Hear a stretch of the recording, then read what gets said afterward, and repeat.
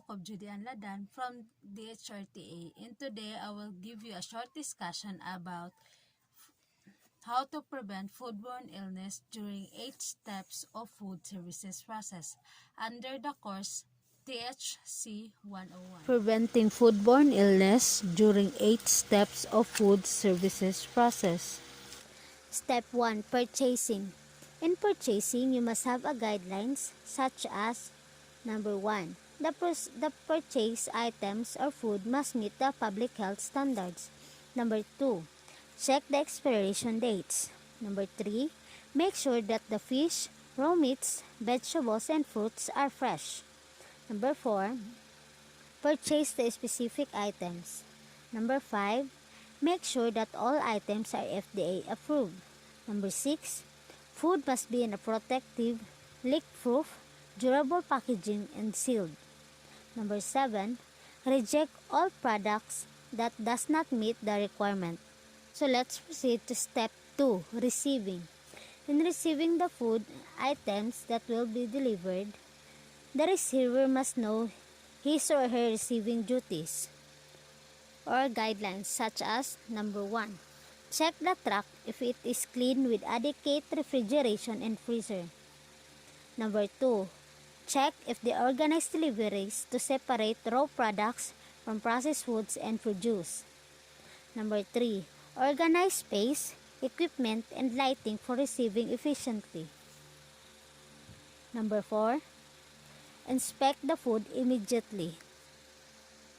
Step 3. Storing. Storing food will start at the grocery store, so keep certain food separated.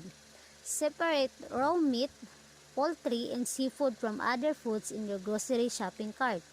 Place these foods in plastic bags to prevent their juices from dripping on other foods. It is also best to separate these foods from other foods at checkout and in your grocery bag. The storage basics. 1. Refrigerate or freeze perishables right away. Keep your appliances at the proper temperature. Check storage directions on labels. Use ready-to-eat food as soon as possible. Be alert for spoiled food. Be aware that food can make you very sick even when it doesn't look or smell or taste spoiled. Step 4. Preparation. Wash your hand. Number 2. Wash all the fruits and vegetables before cutting and eating it. Number 3. Wash the tools you are going to use such as knife, chopping board, and etc. Number 4. Use a separate chopping board for your fresh fruits and vegetables and meats. Number 5. Use clean and sanitized utensils, equipment, and surfaces. Number 6. Use food or prepare the food before it expires. Number 7. Keep animals away from food and food preparation areas. Step 5. Cooking. The way we cook our food is as important as the way we prepare and store it. Inadequate cooking is a common cause of food poisoning. Cross-contamination from raw to cooked foods, such as from hands or utensils, can also cause food poisoning. Most food, especially meat, poultry, fish, and eggs, should be cooked thoroughly to kill most types of food poisoning bacteria. In general, food should be cooked to a temperature of at least 75 degrees Celsius or hotter. When food is cooked, it should be eaten promptly. Keep hotter than 60 degrees Celsius or cold covered and stored in the fridge or freezer. Or in summary, just follow these guidelines. Number 1. Cook food properly to at least 75 degrees Celsius or hotter. Number 2. Use a thermometer to check the temperature of cooked foods. Number 3. If you use a microwave, check that the food is cook evenly throughout. Cook foods made from eggs thoroughly. Cool and store cooked food as soon as possible. Step 6. Holding and serving. When holding the food, you must keep your fingers away from your face, mouth, hair, skin, and other parts of the body. Don't brush or comb your hair when you are near the food. Use clean tongs or any clean utensils to serve or pick up a food. Don't use your hand.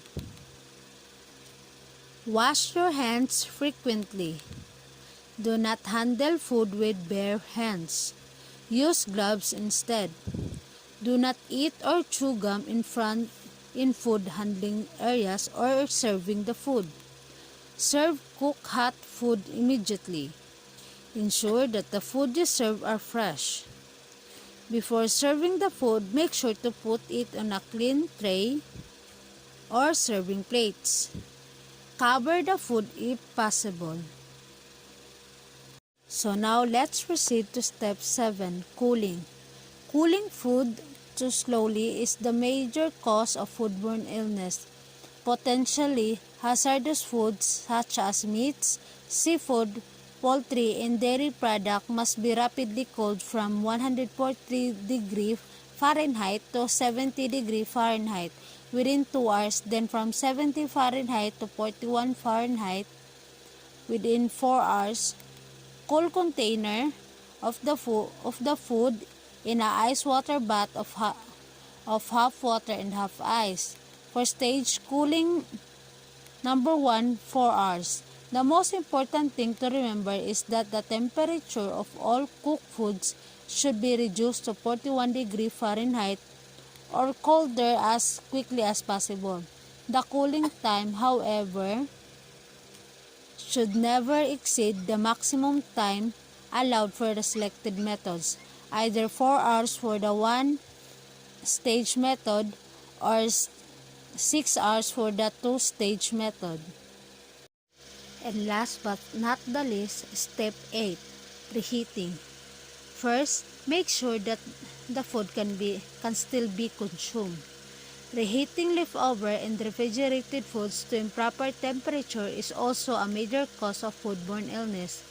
Many times this happens when foods are just warmed up rather than heating thoroughly. Always reheat leftover refrigerated foods rapidly to 165 degrees Fahrenheit before serving or hot holding. When reheating food, only reheat the portion you plan to eat and keep the rest. If you are reheating it in a microwave, avoid plastic containers. The chemical in a plastic container may be absorbed into the food during heating. Preferably use a paper towel, cooking bags, or anything that will not damage the food. If reheating leftovers on a stove gas, stir the food or the leftovers during the process. That are the 8 steps of food services process that you must follow to prevent foodborne illness. So guys, thank you for watching. Bye!